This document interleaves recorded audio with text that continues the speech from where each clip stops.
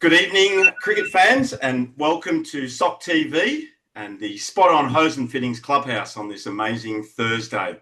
I'm your host, Anthony Telfer, and it's an absolute pleasure to share another amazing episode where cricket is more than a game, it's a way of life. So before we dive in, don't forget to like, share, and comment to keep the conversation alive and vibrant.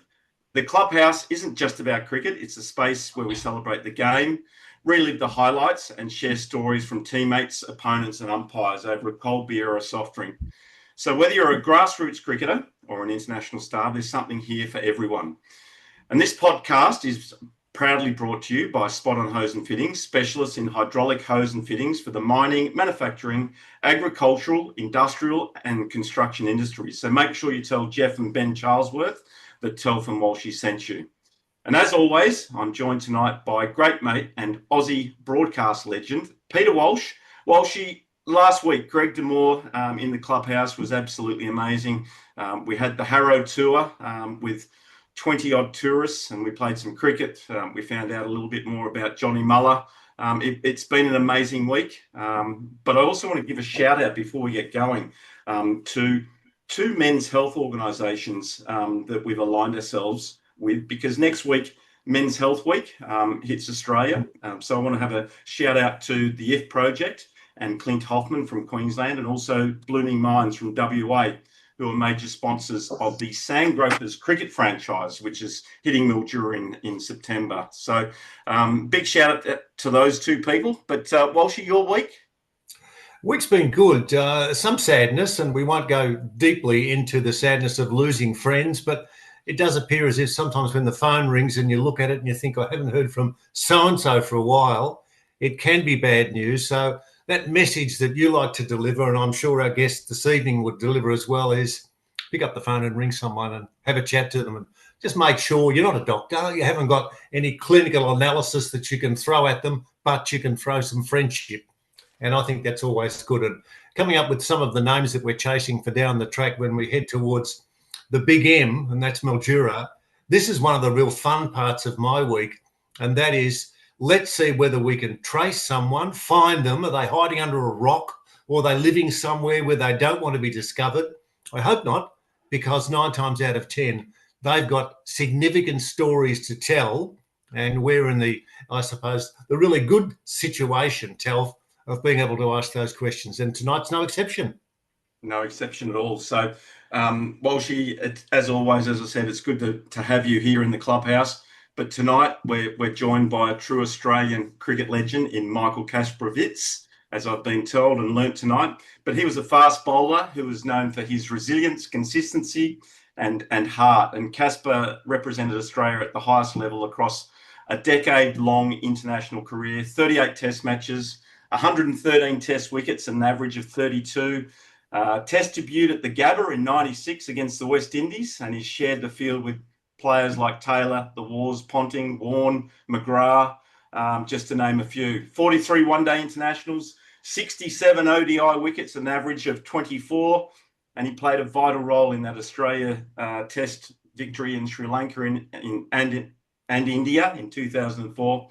And was famously part of that dramatic 2005 Ashes Test at Edgbaston, coming within 2 runs of recording a remarkable victory. A veteran of 19 first-class seasons, his off-field toughness and off-field leadership have made him one of the most respected voices in Australian cricket. He's now joining us as the official ambassador for the 2025 Global Spirit of Cricket T20 tournament in Mildura in September. So let's welcome Michael Kasprowicz to the Clubhouse. Kasper. G'day, Telf. How are you? And thank you for that very, very warm welcome.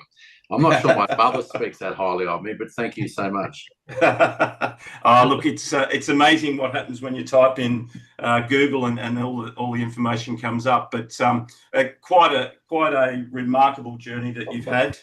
Obviously, 19 seasons of first class and international cricket. You played with some absolute legends of the game. Let's start edition number 120 of the Clubhouse. And normally, Casper, we like to try and find out a little bit more about our guests. So maybe just take us on a brief journey of your early years involved in obviously playing cricket, where you started, and how old you were and where you played your club cricket before you reached those lofty heights of playing for Queensland and then Australia. Well, yeah, thanks so much, like I said, for the introduction. And I'm really excited and feel flattered to actually have the opportunity to represent, come down to Mildura. The spirit of cricket is something that for me was always really close, I suppose, and the way we played. And I think even just the value of cricket to my life. And started when I was 8 years old. And I got to say, possibly not so much ended, it's still going, but I ended up being on the board of Cricket Australia, which we'll get into that a little bit later. But for me, I was, like I said, 8 years old. It was grade 3 in Queensland, and the teachers came around in summer and said, who wants to play cricket? And so I joined cricket and found out that I could actually bowl this cricket ball faster than everyone else. I used to bat 3 as well, which shouldn't come as a surprise to anyone, but I'd actually... I loved the game so much, and sort of through, just from starting cricket, it was about that time when, I guess, for me, when you look back at, you realise why cricket was so important. My father left when I was 9 years old. So the next year, my father left, decided to leave, a 9, a 6 and a 4-year-old, 3 boys. So my mother immediately had to go, obviously, with work and everything else, and it was really, I guess, later on when I realised how important cricket was for all those male role models, the lessons, how invaluable that whole experience. And cricket, more than any other sport, really, really gave me sort of, I guess, kept me on the rails in many ways. So what happened was that I was 13. So I went to high school. I was 13 years old. Went to Brisbane State High, which is actually in the GPS system up in Brisbane. It's a state school, it's free, but it was ideal because my mother didn't have to pick me up from school or to go to club training. All the school, all the sport was actually associated with the school before or after, which was kind of essential, really. Anyway, at the end of year 8, so I'm 13 years old, I get invited down to come down to the first 11 training sessions. And they selected me in a team to go to Melbourne when I was 13 years old with all these 17, 18-year-old kids. My mother was horrified. I went and I did that. And then I actually came back the next year and I got player of the first in year 9. So I got player of the year. And just giving a real quick brief part to it. But so all of a sudden I ended up, playing, I was 13. Then when I was 17 years old, I'd finished, virtually finished school. Then I got picked to play cricket for Queensland. I went to high school. I went back to school the second run of year 12. I'm 17 years old. Then all of a sudden, I'm in the Queensland cricket team in a dressing room with Alan Border when he came back, Carl Rackerman, Greg Ritchie, Craig McDermott, all these legends of the game. It was just the most extraordinary thing. So that's how it all started. And look, in hindsight, I'm certainly not turning this into a therapy session, but but I've realised, it's only been the last few years, I've realised that I've actually lived my life kind of under the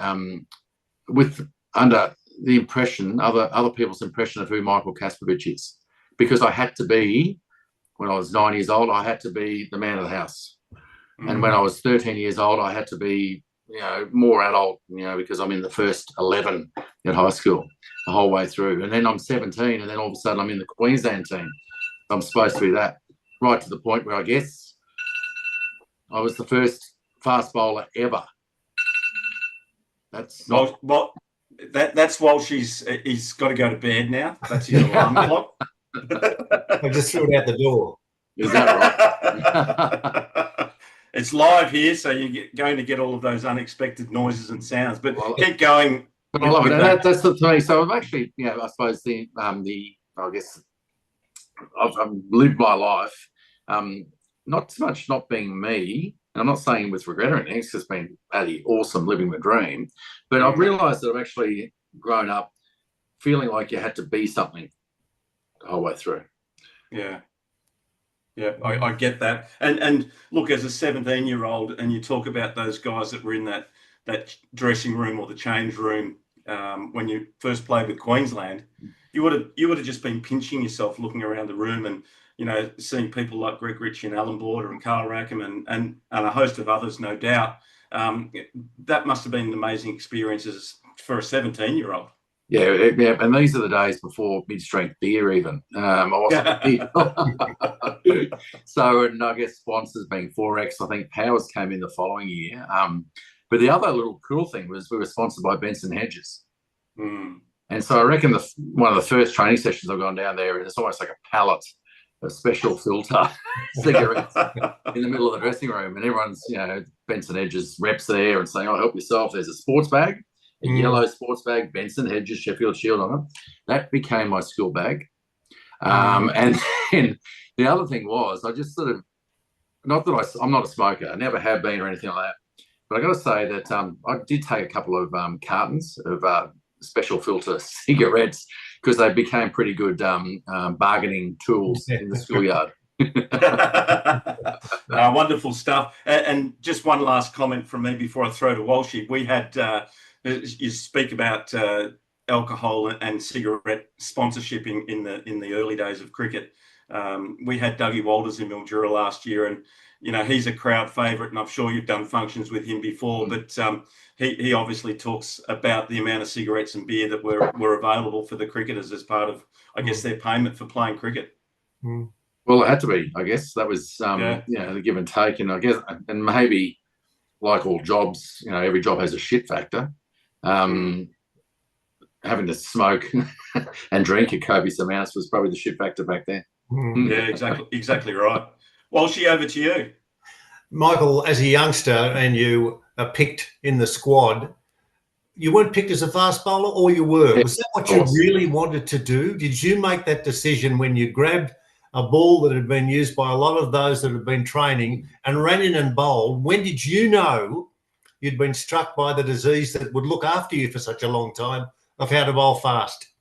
I think it's one of those things where you're able to do it. It's physically, you're able to come in and bowl really, really quick. And look, I'd made all the junior, you know, Queensland teams, 17s, 19s, was invited to Queensland training. So I was a net bowler. And it was about, I reckon, over Christmas sort of period time. So I was invited to come in and look, I'm smart enough to know that I'm going to, out of the bag of balls, I'm going to pick the one that's as shiny, as new as possible, which I did, and steamed in and made sure I went hard at Greg Ritchie. He was the captain. and I think that was it. And he's told me since that he actually said, the way he presents it to me, that he told the selectors, because Dirk Towsler got injured, and he said to the selectors, I want this guy, I want this Michael Kasprowicz, this young bloke, to come and bowl. I'd played a handful of first grade games at the time. And anyway, he claims that he told the selectors at the time that if you don't pick him, I'm not playing. So he says that to me one-on-one, but well, I'm not so sure that was the case. But even just a little sideline to that, I actually played Australian schoolboys rugby as well. So I played rugby and cricket and all the stuff through school, made this Queensland team, made this Australian side. We went to New Zealand. Unsurprisingly, we lost, I guess, back in the day. But what happened was I came back to Brisbane in like that September sort of period, about the start of October, to play club cricket. And I chose to play for the University of Queensland, which was my club team for the 19 years I played. I was opening the bowling. The very first game I played was second grade at Oxenden Park against Toombul. I had to bowl uphill into the breeze. The second over, there's a bloke named John Eales. He was bowling the first over. Wow. He bowled out bouncy out swingers too. Big, tall bloke. He kind of did all right in rugby union, of course, but yeah. So I know Ealesy well. So when in your own mind did you feel as if there was a bit of talk in the dressing rooms about you being more than just a Shield player? Maybe the word would have filtered across, the figures might have been all right, and you might have gone home and jumped into bed that night and thought, look, I could, if I maintain my strength of conviction and my training techniques, etc., I could be considered one day down the track as playing for my country. Well, that's your dream, of course, Pete. That's the dream, to play cricket for Australia and baggy greens and all the rest of it. And I think you don't get ahead of yourself as, a young guy. You're in the team just loving all these moments. I think it was 1991, 92, that season. I got 52 wickets, I think, in the season, 53 wickets. The youngest player to do it. And I suppose that was the point. That was the point when you you just sort of thought, hang on, we're actually going well here. I suppose like any team, you always found, until you got your first 5-wicket haul or 100 as a player, you sort of feel like you're in. Yep. You're right into it. But the irony was, that very first game I played was against Western Australia at the Gabba. I got a first ball duck. Chris Matthews swung one back in, and I didn't get a wicket. So hardly the fairy tale. But it was one of those matches. I remember Ian Healy was back from out of the Australian side at training one day. And what was great about it was that he was my Brisbane South under-15 coach. Oh, wow. Really? So he was the under-15 coach for Queensland, from South Brisbane, or Brisbane South, at one of the tournaments back then at school. Anyway, all of a sudden, he's playing for Australia after a handful of games for Queensland and all that sort of stuff. And he's come back, and I'm chatting to him about it. And I said, look, I don't think I deserve it. Obviously I didn't, because, hang on, I was just picked purely on potential. Anyway, I said to him, but his response was great. He said, Casper, all Shield cricket is, it's the best 11, 12 club cricketers from Queensland against the best 11, 12 players from Western Australia. How did you find out that you were actually in the squad to play your first test? I was 12th man for the Australian under-19 team. We're playing against England. We're down at North Sydney Oval. So I'm not even in the 11. So I'm sitting there watching the game from the sidelines and making sure everything's sorted and all the rest. Anyway, I had the groundsman walk around. He walks around and said, is Michael Kasprowicz has a phone call for you? and I've just sort of gone, really? I said, who could that be? And he goes, I think it's your father. Now, like I said, my father had left when I was 9 years old. I hadn't had much to do with him. I spoke to him maybe once a quarter, how are you, and keeping it nice and light. Anyway, I've gone over to the phone, and it was the old phone with a big, not a mobile or anything like that. We've got a big, long, stretchy cord and way over the grandstand, wherever it was. And I said, hello. And he said, g'day, Michael, it's Robert Craddock here. Great. G'day, Michael. Hi, Michael. It's Robert Craddock here. Look, I'm not sure if you're aware, but Dirk Tasler has been injured, and not that it's been released or announced yet, but there's a very good chance that you're going to be selected. And so it was one of those moments, that it was like, it was a shit a brick moment. Like, it's just going, wow, like, this doesn't make too much sense, but okay, we'll go along with this and go for the ride. Next thing, I think another phone call came later in the day. It was confirmed. Got on a plane, went home. Here's your bag of gear. Here's a hat. There's a cap. I think Kookaburra. I wasn't even. They gave us some gear. Here's a bat and some pads. And, wow. Just a couple of quick ones from me. Who presented you with the cap for the test? So is this the test match or your Shield game you're talking about? I'm talking about Shield cricket. Sorry, I thought you jumped onto test. No, back when I was 17. So, no, Shield test cricket.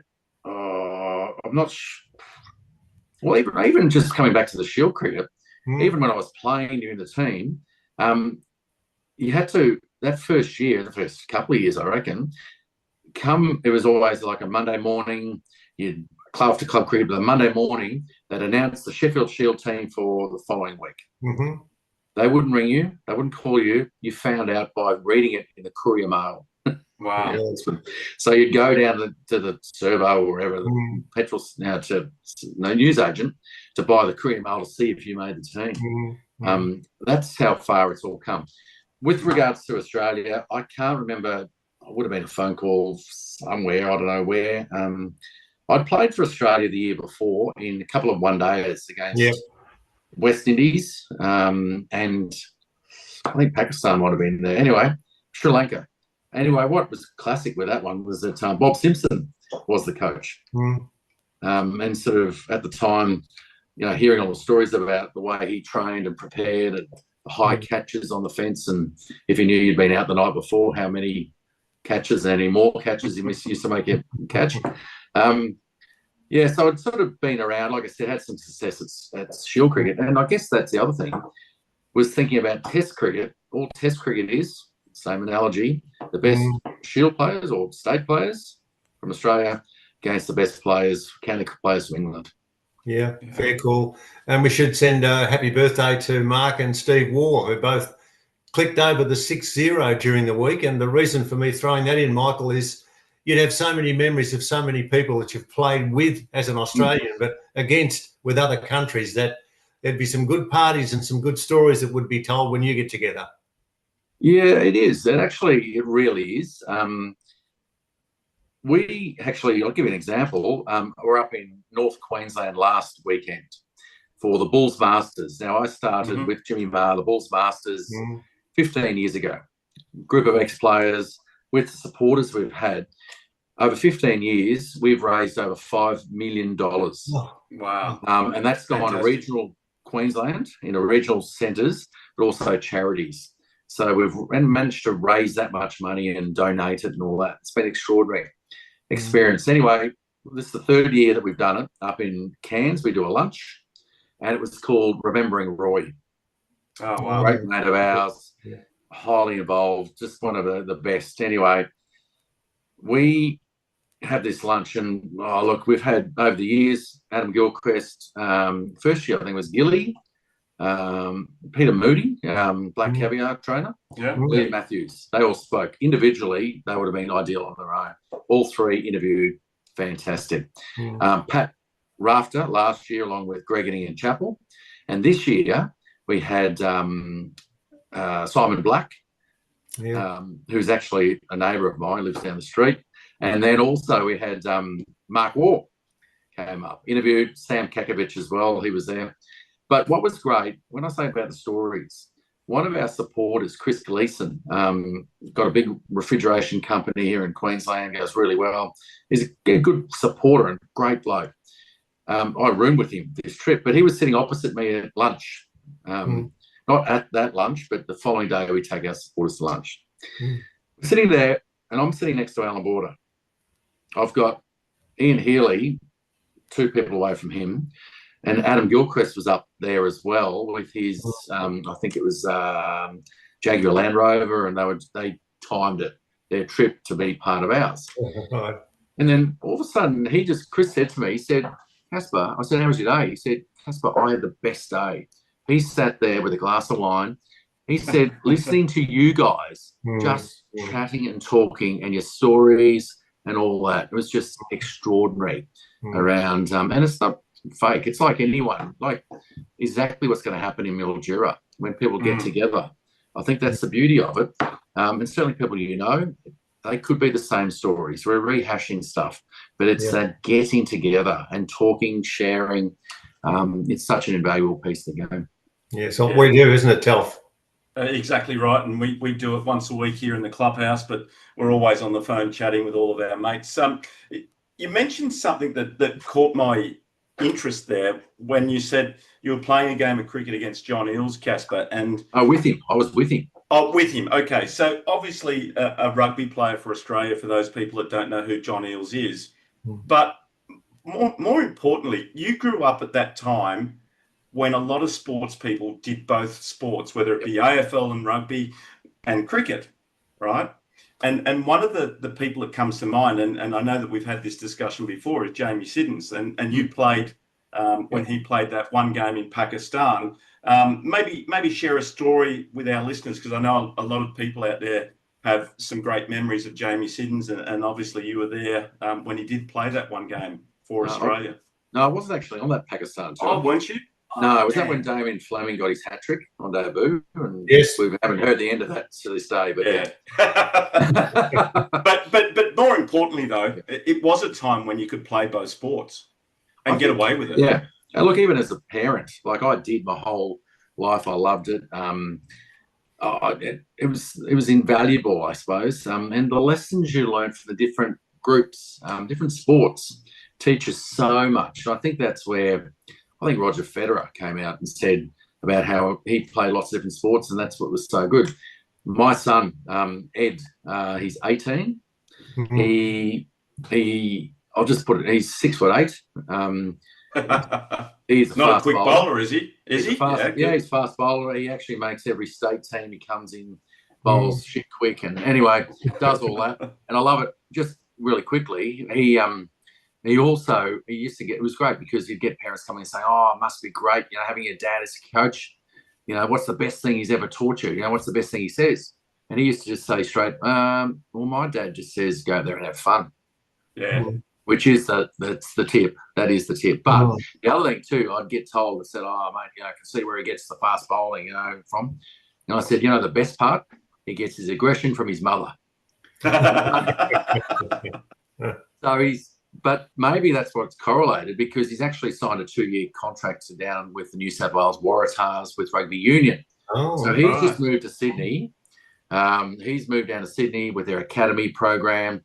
He blitzes it. He goes so well. And I just think I've seen it for his example, even at school, where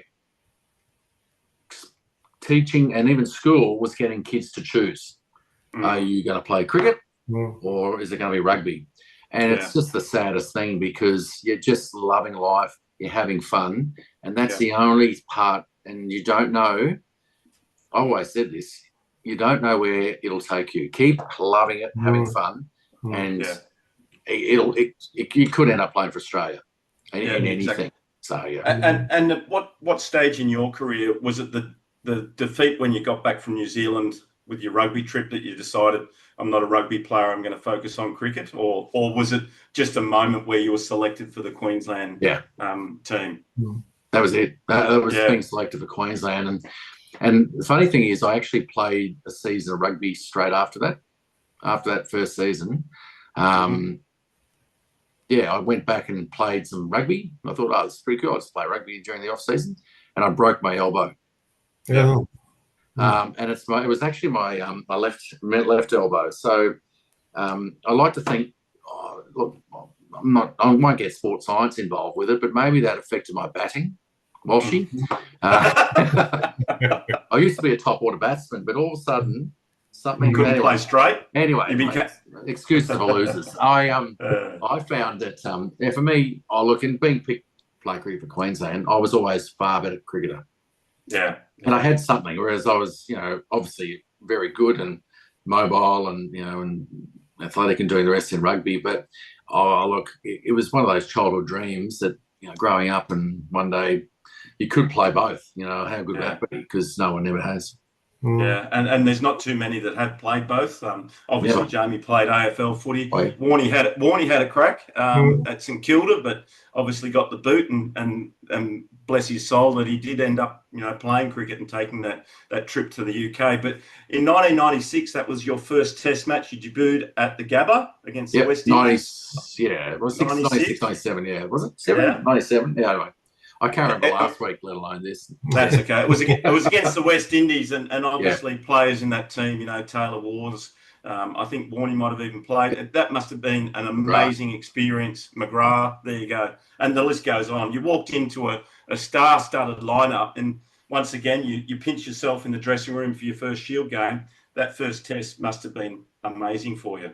Yeah, it was. It really was. And I think being at the Gabba. At home. Yeah. Yeah, well, it's familiar. And so one of the things with that was that, I think that Mark Taylor actually presented the baggy green. I think that was the first time that it started, where it was Matthew Elliott and myself. He got the first one, being batting order or whatever, and then I got it as well with they stopped everyone together and you get presented with your cap. Otherwise, it was just in your bag with your trackie before every trip previously. The funny thing, there's a couple of parts of that. My memories from that Test match were walking out to bat, right? Walking out to bat. Ian Bishop was bowling, Mm. He's coming around the wicket to me. And I'm thinking, oh, okay. And I'm looking at the field setting, and we've got a leg gully or leg slip. There's a short, there's a guy, short leg. There's fine leg on the leg side. They're the only people on the leg side. There's about, I don't know, 4 or 5 slips, gully. I think the only person in front of the wicket I reckon, was short leg. And the umpire and the bowler. That's, and the non-striker. So I'm actually facing up, taking centre, and looking around, and sucking it in and taking it all in, thinking, okay, this is great. But then I thought, wow, I kind of got a good idea where he's going to be bowling this one. I managed to scrape together, I don't know, it was double figures, I think, runs. But the irony was I didn't get a wicket in that game, my first test match either. Mm. Now, my second test match, where we went down to Sydney, second test match, there was 2 things I remember from that one. Was that under pressure, being, okay, we've got to go there, and Sydney, okay, it's always been a tough wicket for fast bowlers anyway. I didn't get a wicket in the first innings. Mark Taylor didn't even give me a bowl in the second innings. Oh. I didn't bowl an over. He opened with Mark Waugh. So it was a bit of bit of spin. But my highlight from that test match was that Courtney Walsh, I hooked Courtney Walsh for 6. And I've been around for a couple of years, and you sort of read and understand stuff. But I think that was the funniest thing, was that we end up, you sort of know, okay, well, if I hook a fast bowler for 6, the second one's always going to be quicker. Always going to be quicker. So anyway, I reckon I got, second one's short. I got to sort of there, like the hands are up, ready to go there. It's hit me in the grill, right in the face of the grill, bang, before I get any of the bat anywhere near this thing. So as predicted, but I'm not sure. I got a couple of runs through there, but I can't even remember the result of the game. But for me, hooking Courtney Walsh for 6 in my second game that was the highlight. Wonderful stuff. I'll throw to Walshy. Michael, were you ever scared when you walked out there and you knew the West Indies bowlers? They didn't mess around. They were quick, lethal. Their body language, it looked as if they were out there for the kill. And I'm not being too dramatic, but when you walked out there, and you might have been the second last or the last batsman to go out there, and they wanted to clean up the tail, tell us about your mindset when you knew you were facing some pretty venomous bowlers. Well, I was actually when I say pretty good, you're obviously nervous, you're starting, but it's pretty simple. They either go nose or toes. Yeah. And so you break it down like that, whereby you simply just, you know that, keep the Yorker out and just watch it. And I think if you watch the ball, you feel like anything, if anyone's throwing anything at your head, if you watch it, you're always going to move. You don't have to move all that much to get out of the way. I think, and so I'm not trying to be a big head here and say, oh no, we're fine with it. But obviously you're nervous, but you simplify it, I think, and that's the key. What were you like in the rooms? Let's say Aussies were 5 and not too many, but you had the pads on it, etc. Did you like your own space, or did you have people that you'd like to talk to, or what was your feeling? What were you giving off there when you were waiting for a couple of wickets to fall before it was your turn? I think my personality type, it was sort of like chatting, talking, because when you go internal and start thinking too much, you're no good to anyone, certainly not yourself. And I think one of the interesting things was that John Buchanan introduced sports psychologist Phil Jauncey to the Queensland team, 94-5, when we won for the Sheffield Shield the very first time, 30 years ago this year, actually. And what was great about that was that you understood yourself. Really simple. It's a bit like that disc profiling, I think, whether you're the dominant. It's really simple. And it had to be simple for sports people for a start. But 1 or 4 words, you pick one word, bang, you get your profile, you understand. Essentially, whether you're an external or an internal person, whether you are you prefer being structured or unstructured. That's kind of it. And you work out where you are, how you perform, and all the rest of it. One of the great examples was Andrew Simons, I mentioned before. He was unstructured, external person. And as soon as he started thinking, he was useless. He, in the team, all that, he was no good. So we had to actually get him. As you're sitting there and watching the game, he's next to bat. We'd have to be sitting there, and it was our job because you knew his style, talking about Toyotas, fishing, cattle. Yep. And that's where just get him thinking of anything other than what's going on in the middle. But I'd give you an example where it worked really well, and I like to call it. It actually became a bit of a tool for camouflage sledging. Put it this way, because you got to know not only our own teammates, but then over time we got to understand oppositions. And so Mike Hussey, when he played Queensland, I don't think he ever scored a run in my time. He never scored a run against us because he had Andrew Simons and Jimmy Maher down that end, not talking to him, but talking about him. And it was gold because they might just be saying, hey, look, I reckon Huss's, these bottom hands coming around, there's too much grip there. It's a bit too strong. So obviously loud enough for him to hear it, for him to go away and start thinking. Or like, actually, don't get, hey, Casper, Mick, don't get Huss out. Leave him there. Leave him there. He's putting more pressure on the other bloke. So don't get him out. All these little things just to really stir with you. So you didn't have to, question his parenting or parentage or anything like that. Like, I guess, traditional or old school sledging might have been. But I think that's where, for me, my style has always, I've been quite external, quite unstructured to a degree. And just that's how I roll. So I was sort of enjoying it. Just sort of go with the flow. No, well, okay. One more from me, and then to Tuck. I wonder about when you walked out either to be in the field or to when you carried the willow out to have a bat. Did you change? Were you someone who liked to get in the face of the opposition, like to throw a barb at someone who was at the non-striker's end as you walk past to your bowling and you're ready to go again? Were you a different person when you were playing the game? I was awfully competitive. I'm not sure I'm pretty competitive off the field, to be honest. But I don't think so. I don't recall sort of needing to go and stir someone up to switch on. And I'll give an example how we did that. I mentioned about those personality types. We knew for Steve Waugh, that's what he needed. And Matthew Hayden was a prime one as well, fortunately played with us. But that's where, even when we played Steve Waugh, and Queensland played New South Wales, one of the things we spoke about, the plan, was don't talk. When he comes to the wicket, dead silence. So it's not about, come on, let's get him, come on, Casper, come on, Vic, come on, whoever, like this. It was just dead silence. So it's almost like you're getting him and you're not even acknowledging, not switching on, you're not even talking about anything. There's no energy. And you're hoping he just then flashes a wide one and gets out and see you later. And then you give him heaps on the way out. And afterwards, a quiet one in the rooms. Everyone is happy families? Sorry? Everyone is happy families when the game is finished. You leave the game on the cricket ground and you take with you friends that you'll pretty much have for the rest of your life. That's exactly. And I think that's where maybe, and like I said, I've been retired for 18 years, right? And as I was finishing, I got a sense that there was a bit of a change. Back in the day, right when I started, in the non-professional era, at the end of every day's play, you'd get a 6-pack of beer. If you were a batting team, you'd go into the team that spent the most time in the field. And that was the rule.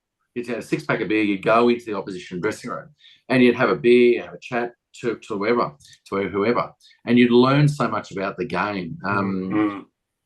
These days, they don't actually, and it got to the stage where professionalism, all of a sudden there's the ice bath, or there's the debrief, or there's all these other things, which, and I dare say these days, and I think even now, they don't even do it until the end of the season, which is just a crying shame. But I'll give an example. I reckon that first season I played, we played Western Australia at home, the first game, and then we played Western Australia in a Shield game over in Perth. Anyway, Jeff Marsh was playing as well. So current Australian opener in this game. I thought, well, here's the opportunity. I've taken this, the beer's over. And I think they were in the field today, but I thought, there's Jeff Marsh. I'm going to go and chat to him. So I sat down with a beer with Swampy, who became my coach for Australia, having a beer, and I think the first thing he sort of said, he scored 100 the first innings. And he said, "Hey, young fella, how you going? Can I call you Casper?" I said, "Yeah, mate, that's great, thank you." He said, "Casper, tell me, your outies are great, outswing is great." He said, "Why didn't you buy me an in-swinger?" Because he kept cutting everything. And I said, "Oh, okay, well, don't know. I was just doing what I was doing, mate." Second innings, first ball, I bowled him an in-swinger, got him out LBW. Thanks for the tip, Swampy. Thanks, Swampy. But even the extension of that from the old days, I was talking to Dickie Taslar, and he said to me a couple of years ago, he said, because he's my roommate back in the day when you didn't get your own suite like players do these days. It's double rooms, 2 single beds, and you had to room someone, obviously. Anyway, he said to me, he was my roommate all the time, being the older player, being looked after the young bloke. He said to me, "Oh, Casper, back in the day when we were rooming together," I said, "Dickie, help me out here, but the way I remember, I'm sort of 17, 18 years old. I said, at the end of a day's play, you go in the opposition dressing room, you have a few beers, then you go back to this team hotel, and we decide, have a shower, you go to meet in the bar before we go to dinner. You got to decide whether we're going to Chinese or Italian because there's nothing else back then. You have a few more beers, then you go to dinner, and you probably have a few beers at dinner. Now, there was one rule." I said, "Dickie, I remember there's one rule. Before 12 was your time, after 12 was cricket time. It's 10:30. All right, let's go for a couple of beers." And I said to Dickie, "I reckon every away trip was," and this is the days before mid-strength beer, I said, "every away trip was close near, I reckon, a day. I'm saying you're close near a carton almost of beer." And Dickie looked at me, he laughed, he said, "Yeah, every away trip was like a bucks party." So, so the game has changed. Yeah, it definitely has, Casper. But very quickly, because I want to get on to life after cricket, but I just want to touch on that 2005 Edgbaston Test and those final moments of what was going through your head, and how close it was to a famous Australian victory. Yeah, well, walking out to the middle, when Morney stepped on his stumps, and we needed 63 odd runs to get. I remember Binger was bouncing around his eyes, and I said, "Mate, let's just have fun. Let's have a bit of fun here and enjoy it, and it is what it is," type thing, And that was my attitude, and knowing it was like a script. They were bowling nose or toes. They were sort of trying to hit the Yorker or hit you in the head. And we were scoring, I reckon we were getting close near 4 runs and over almost, the run rate. We scored those runs pretty quickly. Now, what happened through leg buys or bang or singles or just finding a way? But what happened was when I think we needed 12, and the crowd, the noise of the crowd the whole time, every ball. Flintoff was bowling. He bowled to Binger, and he bowled a ball down the leg side, hit the foot marks, and went for 4 byes. That's right. There was 13 runs to win, and it went for 4 byes. So all of a sudden, single figures, 9. The crowd went silent. It actually went silent in the grandstand. And then it was at that point that the bowlers decided to bowl, by the irony, shorter length outside off stump. And guess what? All of a sudden, leave the ball. Play and miss, leave the ball, which is what they should have been doing from the start. Anyway, what happened, I think Binger off Harmison cracked the ball through the covers, but Peterson, Kevin Peterson on the fence, went straight to him. Off the bat, you would have thought, and people told me, we thought it was 4, that was it.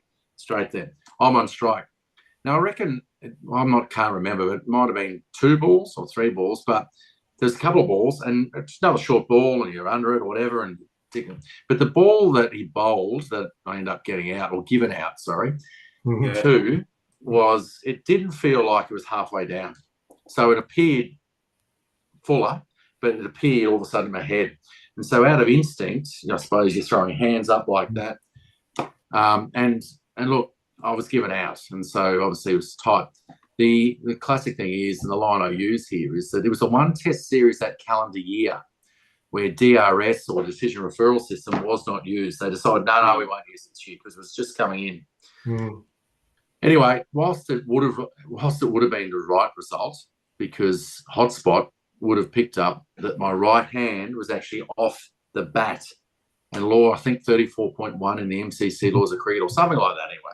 Yeah. Yes, that's if the hand's not on the bat and it's hit that hand, which is off the bat, that's not out.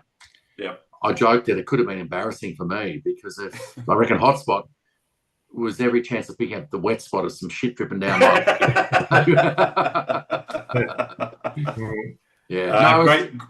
It was, and the funny part was I had this Indian bloke come to me in India. I was in India once for a trip once. And he says to me, he said, Kaspar, how are you? Thank you for single-handedly saving Test cricket. And I said, oh, well, you're welcome, but what do you mean? And he said, if you and Brett had to score those runs, then you would have been 2-0 up in the series, and Australia would have gone on and win the series, and Test cricket would be dead.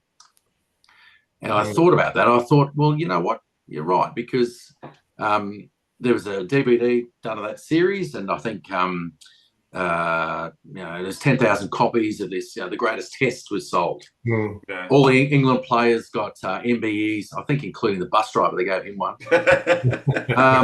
And junior participation numbers went up in both countries. It was like, oh, it's fantastic. And what do you reckon happened to me? Dropped. Yes. And I think at the start, Tolf, you said 10 years. I spent 10 years in the Australian cricket team, in and out of that side. I lived life on the edge. 13 times I was dropped. Oh, really? In both one day and Test cricket, but I found a way back in. So I like to think I had the most unique view or perspective of that Australian side through the most successful period of time. Because a bit like your own children, if you're away for a week when they're young, you come home. When you go away, you come home, then all of a sudden you notice change. It's obvious. But when you're around it the whole time, so I was constantly coming in and out, seeing the players, seeing the way they're behaving, seeing how things are working or not working. And I came that for me, and it was one of those incredible experiences. Obviously, the team, the players, all that sort of, the stuff, but to see it in that perspective, like that no one else can see it, which was I found invaluable in life after when I've gone on things. And that's where I'm going to take you now before we throw back to Walshy. Obviously, you became a director of Cricket Australia. You were the CEO of Queensland Cricket. You had a company into India as well. And that experience through that playing career obviously was invaluable with where you headed as a cricket administrator in a roundabout sort of a way. Yeah, I'll start with the cricket administration piece. I was the Australian Cricket Association president. I took over from Darren Lehman. We did it for a period. We took over from Ian Healy, who took over from Tim May. Yep. So in the early stages and being there at the start of the whole thing, I was really passionate about, this not about, more money necessarily just for the players, but just better, for cricket in a whole. So I was asked by Queensland Cricket to go on to be their nomination on the board of Cricket Australia, of which I said to the guy, Jim Holding, who was the president of Queensland Cricket at the time, I said, there's a corporate governance review on right now that's going to recommend smaller, skill-based, independent board for Cricket Australia, because there was 14 members, New South Wales, Victoria, South Australia, 3, all chairman, vice chairman, whatever, each state, and 2 for Queensland, West Australia, 1 from Tassie. So we're going to recommend for the best case scenario. So I said, so in other words, you want me to go onto that board and vote myself off along with everyone else? And he goes, yes. And I've looked at it and I thought, no one else has ever had this opportunity. So I said I would gladly jump on the grenade for the good of the game right from the start. So that's what I did. 3 terms I lasted. I left because I just thought my values, or the reason why I was there necessarily, was representing every stakeholder in the game. And I could, because I could see it through their lens through. But the other side of it was I looked at it and I thought, there's a couple of parts of it I felt people were representing themselves. And I thought, look, I've been here that long. I've done everything I possibly can. And I left before my time, actually. I just thought, you know what, I just want to, I've done what I can, possibly done. And even speaking with Alan Davidson back in the day, I said to Davo, I said, can you ever recall a fast bowler, Australian Test cricket fast bowler, ever being on the board of Cricket Australia? And he couldn't. He said no. So I love the fact that once, and maybe this is mapped into everything I do, is be the first or be challenge the paradigm, maybe in many ways. But I was the first fast bowler to be on the board, and then I like to say that I was actually representing a minority group because there's only 3 fast bowlers in a team. You've always got 6 batsmen who are putting shit on you. So straight away I thought, right, the underdog went and get them through. So, yeah. But I think for me, with life after, look, even today, these days, you know, if someone sees you, they say, oh, Casper, how are you? It's quite a flattering, really, what the people say, are you still playing cricket? And at 53, I'd love to say, look, I'm lovely. I think I'm very honoured for you actually asking that ridiculous question. It hurts too much, but no, I'm not. What I did when I finished playing cricket, I went and studied. I didn't have an undergraduate at all, but I went and did a Master of Business, MBA at the University of Queensland. I paid full freight for this thing too. So it wasn't like, because I played cricket there, you're going to look after me. And like the rugby guys, I give it, cornflake packs and all the rest of it. I paid full freight for this thing. And for me, it was important to, if you like, rebrand me.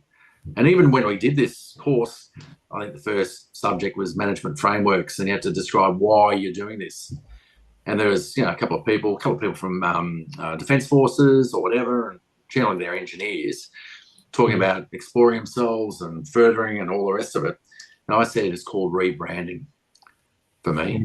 It was about getting the ticket to play business in that space, because and just utilising, as you said, Telf, the lessons from the great leaders of Steve Waugh, Alan Border, or Adam Gilchrist, Ricky Ponting, or mates of, all that experience.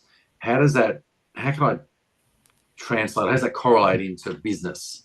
And so that's what, for me, I've really worked hard at sort of trying to do that, knowing that not many have. I think I was the first Test player to do an MBA as well. The first fast bowler as well. Well, yeah, I think back in the day when, I guess, and like I said, representing the fast bowler, there's a lot of the word myth popped in my head. But when you have batsmen obviously slandering fast bowlers, saying they're not brain surgeons or rocket scientists, all the rest of it, I think I'm not claiming one bit to be that at all.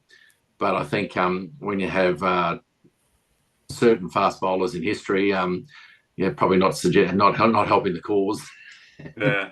Hey, Casper, we've nearly been going an hour. I'm going to throw to Walshy, and we've got so much more we could have spoken about tonight, but I'm going to throw to Walshy. He's going to ask you 1 or 2 last questions, and then we might wrap it up and let you go and obviously have some dinner. We'll have plenty more in Mildura as well. So. Exactly right. So there'll be a lot more time for chatting, obviously, all things Casper. Good on you. Michael, this is one that I'm thrilled about. I'm not announcing it for the first time, but there's been a flood in newspapers and on social media and on television, etc., about you can't get a ticket for the Boxing Day Test at the MCG. And I just think that should be music to our ears. We're being inundated with cricket.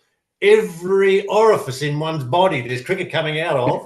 We've just had the IPL finishing. We've had South Australia in the Shield, South Australia with the one days, the women are up and running, etc.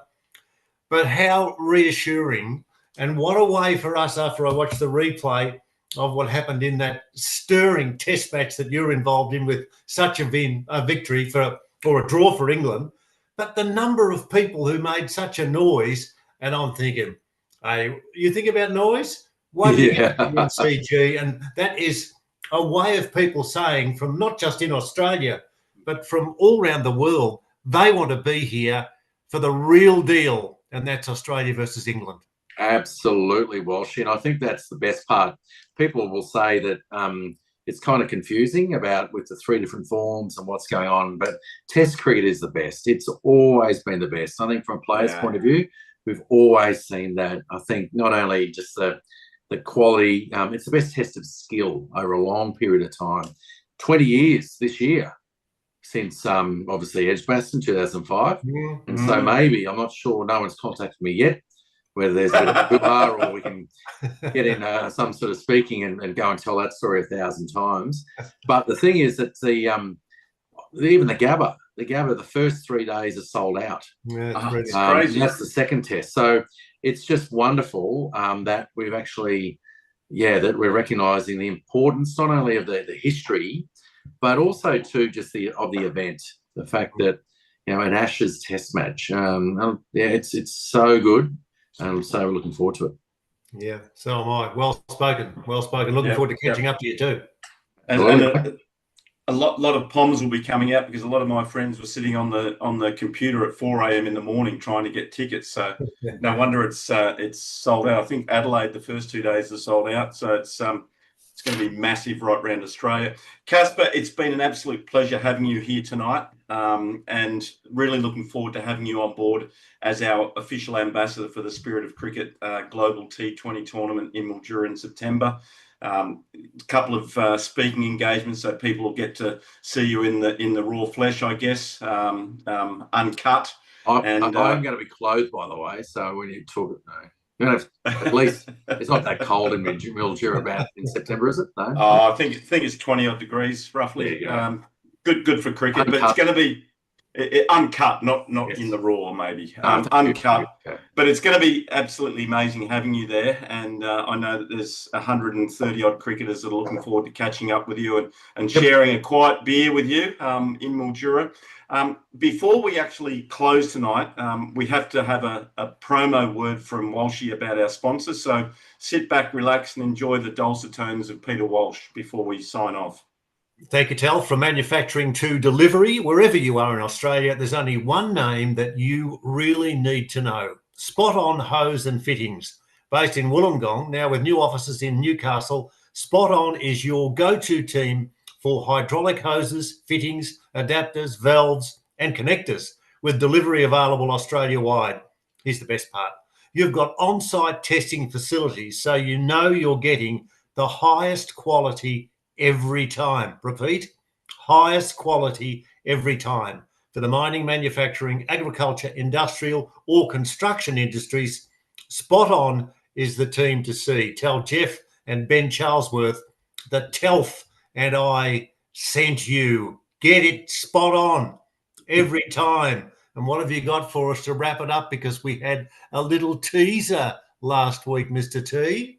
Yes, we did. And we had a quiz last week, and Craig Diamond was the winner of that quiz. So he's getting a hoodie that's going out to him during the week from the Harrow Tour. And this week, what we'd like you to do is we'd like you to name the two organisations that are connected with the Spirit of Cricket, and they work in the area of men's wellbeing, as I've been pointed out by Kasper during the week. And we're really pleased to be aligned with those organisations. And maybe you could tell us quickly, Kasper, before we go, the Star Troopers, is it the Star Troopers at the Gabba? The Gabba Troopers, that's what it is. Yeah, it is the Gabba Troopers. Yeah. Tell us quickly about what that is, because well, this will be the third year. The third year that I've actually done it. So every year at the Gabba, I think it's about 8 years now, Tony Holsnagel's organised the Gabba Troopers, about 500 people dressed as stormtroopers from Star Wars. So you've got the mask, you've actually got a T-shirt, long sleever that's got all the shapes on it. There's always a Darth Vader. There might even be, I don't know. There's a couple other characters that turn up. The last 2 years, and including this year, there's been 100 pink Gabba Troopers, and we are the IF Gabba Troopers. And the reason why IF, a mate of mine, Clint Hoffman, you mentioned him earlier, he started this. Now, it's not about raising money, it's raising awareness. He's created an app for men's mental well-being, is the way I like to call it, because it actually gives you the tools of dealing with it. Now, the reason why it's IF, Rudyard Kipling's poem, IF, is got the 12 lessons from a father to a son. And there's a reason behind the choosing of that, and also the colour pink, of which we'll share, of course, in Mildura. But it's awesome. Massive fan. I've supported Clint the whole time. It's just wonderful to be involved. And as I said, got the attention, getting it out there, getting people aware that there's some tools out there. And as I said, not going out there and with a tin raising money, but just raising awareness about it, which I know the spirit of cricket, and something so important for all of us, not only as we get older, but just, looking after not only ourselves, but our mates.